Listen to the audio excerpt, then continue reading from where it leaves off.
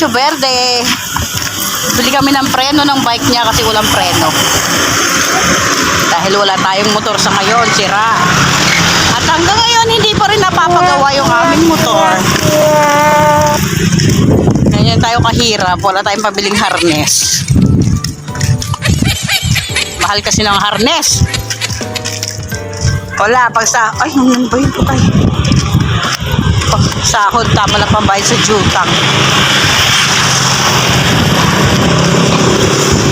Yan.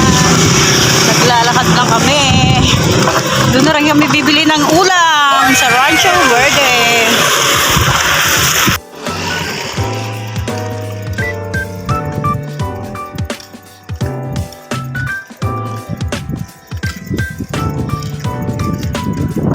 Tiis na lang, magde-December na.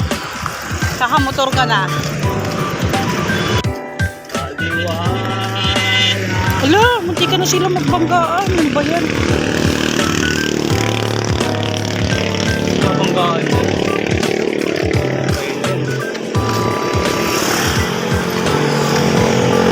O, tignan mo, pag hindi ko binababa, nataas na tigit ko yung ano, yung short.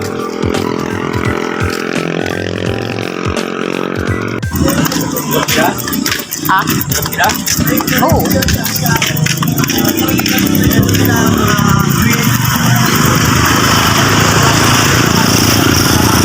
Ano ko sabi niyo, wala nang magagawa dito.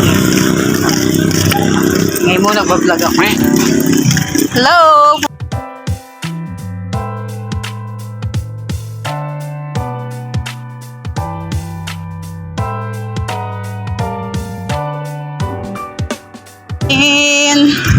Yung dating katrabaho ng asawa ko, si Jaime.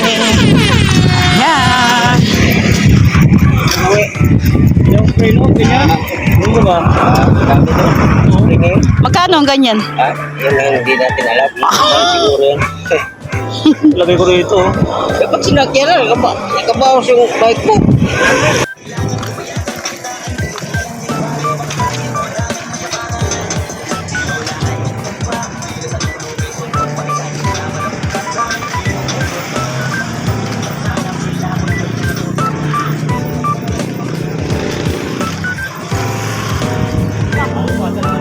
Pa ako eh. Hirap ang express nila eh. Ano ba tali yan? Ano yan? Pasok bike. Tali daw. Gabi na, pauwi na kami, ginabi na kami. Marami. Bili kami ng mountain bike. Day trip, bili namin. Nag-service sa trabaho ko guys. Hirap kasi maglakad araw-araw. Layo. Pa ako. Kaya binili ako ng bike.